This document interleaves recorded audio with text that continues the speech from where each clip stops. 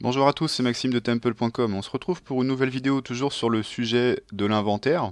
Et donc cette fois-ci, nous allons voir dans le détail le fonctionnement de la deuxième méthode possible pour faire un inventaire. Il s'agit de la méthode utilisant votre lecteur de code barre. Alors pour information, c'est une toute nouvelle fonctionnalité qui vous permet cela aujourd'hui.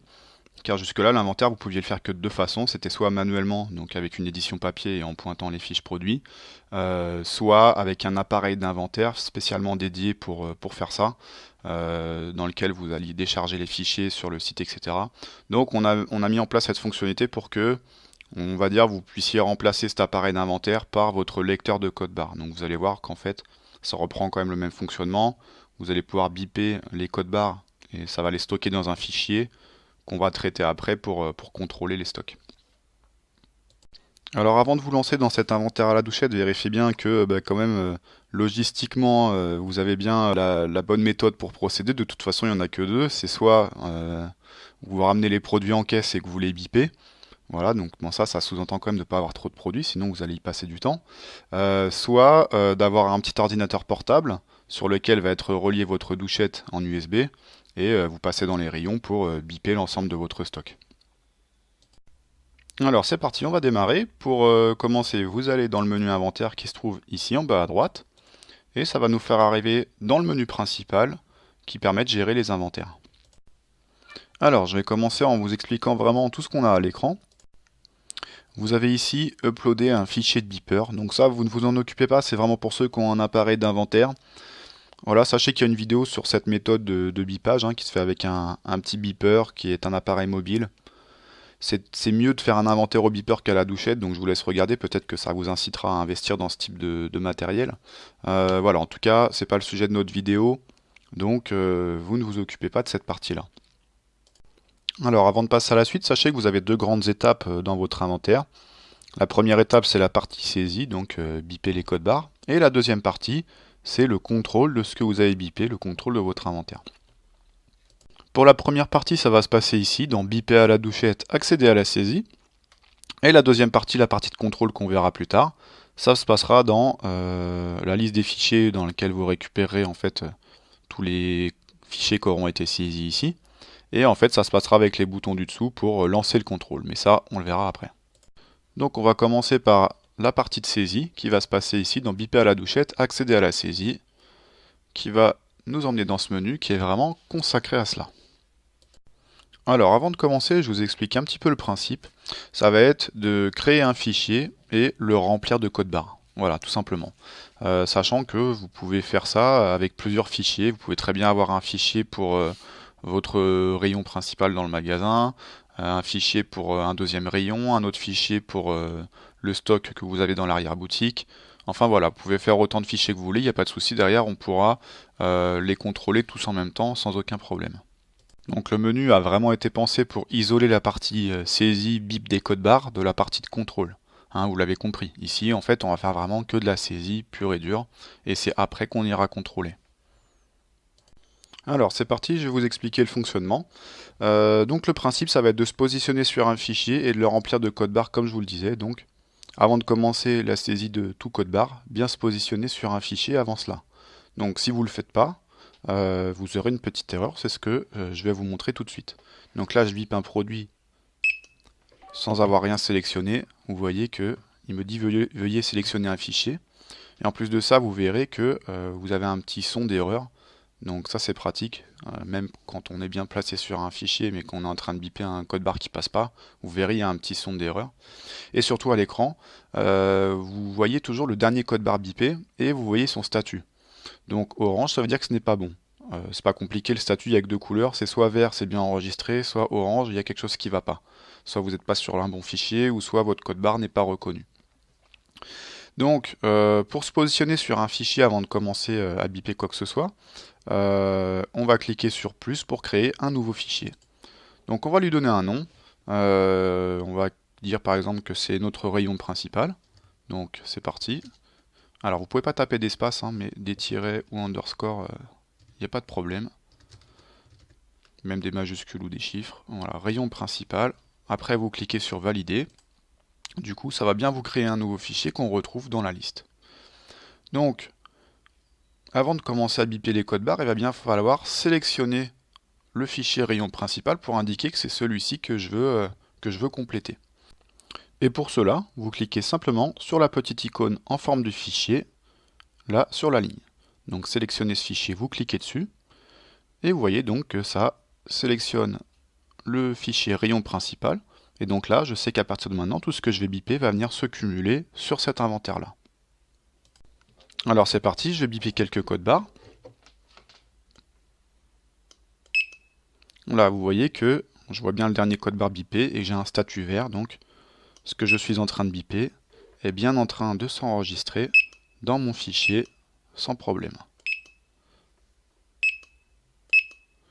Voilà, donc pour information, hein, si vous aviez un code barre qui passe pas, montez bien le son de votre ordinateur portable ou de votre ordinateur, car ça émettrait un petit son d'erreur. Ça vous permet de vous alerter sur le fait qu'il y a une anomalie sur le code barre bipé, parce que vous n'aurez pas tout le temps forcément le nez rivé sur le statut pour voir si c'est bon, hein. Donc voilà, j'ai bipé quelques codes barres. Si vous cliquez sur le nom du fichier en lui-même rayon principal, ça vous l'ouvre dans un nouvel onglet et vous pouvez constater les codes barres qu'il y a à l'intérieur. Ça c'est juste pour la petite info. Alors au niveau après des autres boutons que vous avez changé de fichier qui permet de revenir à la liste et éventuellement se positionner sur un autre fichier d'inventaire. On peut basculer d'un fichier à l'autre sans aucun problème ou en créer un nouveau, mais toujours en tout cas bien se positionner sur un fichier avant de biper. Et vous avez l'autre bouton qui est contrôle qui vous permet tout simplement de revenir au menu d'avant si vraiment vous avez terminé votre inventaire et que vous souhaitez lancer le contrôle. Donc je vais retourner dans mon bipage. Voilà, je vais faire un nouveau fichier que je vais appeler rayon secondaire, dans lequel, donc je clique bien sur valider, dans lequel je vais venir cumuler quelques codes barres. Donc je me positionne dessus en cliquant sur le petit bouton d'icône de fichier. Et je vais encore biper quelques codes barres pour venir le compléter. Alors maintenant, je vais simplement vous montrer une petite chose. Donc quand vous êtes dans votre saisie et qu'il y a la liste des fichiers, vous avez plusieurs boutons sur les côtés. Donc la corbeille pour supprimer un inventaire avec tous les codes barres qu'il y a à l'intérieur, hein, donc attention. Ici, la petite loupe permet de voir ce qu'il y a à l'intérieur du fichier, vous voyez comme ça. Et le troisième bouton permet de télécharger le fichier. Alors vous allez me dire à quoi ça sert de télécharger un fichier de bipage. Bah écoutez, ça peut vous servir à le sauvegarder. Bon nous, quoi qu'il arrive, tant que vous le supprimez pas, il est sur notre site. Mais si jamais vous voulez garder une trace chez vous du fichier enregistré bien correctement dans un dossier, etc. avec donc tous les codes barres qu'il contient, vous pouvez donc le télécharger comme ça en cliquant sur le bouton. Donc là, juste pour info, je vais l'ouvrir, hein, comme ça vous voyez, en fait c'est un simple fichier texte, donc avec vos codes barres à l'intérieur, séparés par des points-virgules, vous avez la quantité et la date. Voilà, c'est un fichier tout simple, hein. Alors pour information, vous pouvez venir éditer ce fichier manuellement si besoin, donc par exemple si vous avez des corrections à faire, si vous vous êtes trompé en saisissant ou ce genre de choses. Rien ne vous empêche de modifier le fichier, de l'enregistrer et de le réimporter par la suite. Donc pour le réimporter, vous pouvez... alors tout le monde ne fera pas ça, hein, mais je le montre quand même pour ceux que ça intéresse. Vous pouvez revenir dans le menu d'inventaire et utiliser l'upload d'un fichier de beeper. Donc même si c'est un fichier qui a été fait avec la douchette, ça fonctionnerait aussi. Donc là je vais faire exemple. Alors je vais réimporter le fichier que j'ai exporté en fait. Donc je vais choisir un fichier, voilà, il est ici. Ouvrir, vous faites suivant. Voilà. Je retourne à la liste et vous voyez que mon exemple a bien été importé. Mais voilà, écoutez, on a fini de faire le tour pour cette première étape qui consiste à biper vos produits. Normalement, vous avez toutes les informations nécessaires avec ça pour mener à bien votre saisie de code barre via le menu d'inventaire. Et maintenant, on va donc passer à la deuxième partie de l'inventaire. Il s'agit du contrôle. Donc le principe, ça va être que Temple, il vous liste toutes les anomalies qu'il y a entre ce que vous avez bipé et ce qu'il est censé avoir lui en stock. Alors ce qui va être très pratique, c'est que vous allez pouvoir filtrer en fait les produits. C'est-à-dire que si vous avez bipé qu'un rayon particulier ou un fournisseur, mais vous pouvez lui indiquer. Si vous n'avez contrôlé que ce fournisseur-là, vous faites appliquer comme ça, il n'ira vérifier les stocks et les anomalies que par rapport aux produits de ce fournisseur-là. Voilà. Donc par contre, si vous avez bipé tout le magasin, évidemment vous ne mettez aucun filtre, pour qu'on ait bien tous les produits qui soient sélectionnés. Donc ça c'était pour la partie filtre, pour lui indiquer ce que vous avez bipé. Voilà, maintenant il reste que deux choses à sélectionner avant de passer à la suite. La première c'est le magasin, donc attention à bien se positionner sur le bon magasin que vous contrôlez. Et ensuite, donc, à lui indiquer les fichiers que vous souhaitez contrôler. Sachant que, comme je vous le disais, on peut cocher plusieurs fichiers. Donc comme c'est notre cas, hein, nous on a fait notre inventaire, imaginons en deux parties, rayon principal, rayon secondaire. Voilà, si vous voulez le faire en 10 parties, il n'y a aucun souci. Vous pouvez cocher les fichiers qui vont nous servir pour le contrôle. Donc lorsque c'est fait, vous cliquez sur contrôler, et lui, automatiquement, donc, il va vous lister tous les produits qui ont une anomalie. Alors, première information très importante, ne ressortiront dans ce listing que les produits qui ont une anomalie entre ce que vous avez bipé et ce qu'il y a dans le logiciel. Les produits qui sont bons ne ressortiront pas. S'il y avait un produit pour lequel vous aviez 5 pièces en stock et que vous en avez bien bipé 5, il ne se retrouvera pas du tout dans ce listing, c'est normal. Là, on n'a que les anomalies à corriger en fait. Maintenant, regardons un petit peu dans le détail comment les choses fonctionnent et ce qui vous affiche. Alors, que ce soit un produit avec ou sans variante, c'est la même chose, hein. Là, ici, j'ai un produit avec des variantes, un t-shirt, et là, un produit sans variante.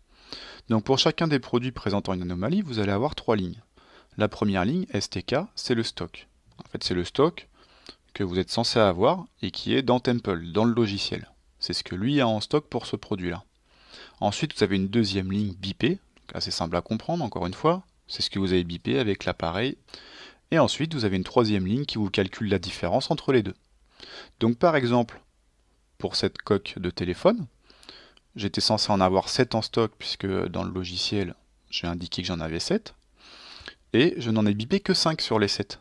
Parce que réellement, vous n'en avez que 5. Il y a donc un écart de 2 coques de téléphone entre ce que vous êtes censé avoir et ce que vous avez bipé. Donc comme nous, on veut que dans le logiciel, il y ait la réalité des choses, on veut que le stock soit corrigé. Si on voulait que le stock soit bon dans le logiciel, il faudra lui mettre -2. On veut que le 7 en stock dans le système devienne 5. Donc pour ça, on va insérer une ligne de correction qui va faire -2. Alors ce qui est bien avec ce système-là, c'est que vous n'avez pas à saisir la ligne des -2, ça le fait tout seul. Automatiquement, lorsque vous cliquerez sur ce bouton, le produit sera corrigé et le stock du produit deviendra bon. Donc avant de cliquer sur ce petit bouton, veillez bien à vous positionner sur la bonne correction. Donc ici vous aurez la liste de toutes vos corrections d'inventaire. Si vous voulez faire une nouvelle liste de corrections, vous cliquez sur nouvelle correction. Et ça vous connaissez, hein, vous tapez le nom de la correction inventaire de telle date, etc. Vous cliquez sur valider. Du coup quand ça ira s'enregistrer, ça se cumulera sur ce listing là. Voilà. Donc ce qui va se passer lorsque vous allez cliquer sur la correction, c'est que le produit va être corrigé. La page va se rafraîchir et donc le produit va disparaître de l'écran. Puisque, une fois qu'il sera corrigé, il ne sera plus en anomalie, donc il va disparaître. Donc c'est ce qu'on va faire. On va cliquer dessus. Voilà. La page se rafraîchit, le produit a disparu car elle n'est plus en anomalie grâce à la correction qui vient d'être effectuée. Donc ce que je viens de faire pour ce produit, il va falloir que vous le fassiez pour tous les produits, en essayant de comprendre à chaque fois peut-être aussi pourquoi est-ce que vous avez une anomalie. On continue avec un deuxième exemple, mais bon, je pense que vous avez compris le principe. Celui-ci, vous étiez censé en avoir 5 en stock. Vous n'en avez bipé que 4, donc il va mettre -1 pour que le stock dans le logiciel passe à 4. Voilà, celui-ci, vous étiez en taille L, vous étiez censé en avoir 5 en stock, vous en avez bipé plus, donc vous en avez bipé 6. Donc lui, pour qu'il arrive au stock de 6, il va en rajouter 1 en stock. Voilà, donc si je valide cette ligne, il va faire une correction de -1 plus 1 sur le S et sur le L pour que votre stock soit juste. Et ainsi de suite. Alors maintenant, on va voir un autre exemple de ce qui peut arriver. C'est par exemple, vous voyez la coque Mickey, vous en avez 9 en stock et bipé 0. Alors il est tout à fait possible que vous ayez oublié de biper ce produit dans votre rayon, et que en fait vous les ayez bien les 9 en stock. Donc là, dans ce cas-là, si vraiment vous retournez vérifier le rayon, que vous voyez qu'il y en a bien 9 en stock, et bien tout simplement vous l'ignorez et vous passez au produit d'après. Surtout, ne cliquez pas sur la correction, sinon il va vous mettre le stock à 0 puisque vous n'en avez pas bipé. Donc voilà comment faire dans ce cas de figure. Après, si vous n'en avez pas 9 en stock, mais que vous n'en avez que 8, par exemple, vous pouvez faire une correction de -1. Vous voyez ? Donc là, si vous faites ça, on peut venir modifier cette case manuellement. Et là, si je valide ça comme ça va me mettre -1 en stock. Donc du coup, ça me mettra un stock de 8 dans le logiciel. Alors le produit serait toujours en anomalie, mais bon, encore une fois, si vous considérez que vous savez qu'il est corrigé et qu'il est juste, mais vous passez à la suite en l'ignorant. Alors autre chose qui va être intéressant de savoir si vous faites un inventaire partiel, et qui va grandement vous aider, c'est le fait que il va aussi vous lister les produits qui ne seraient pas dans la sélection que vous avez fait.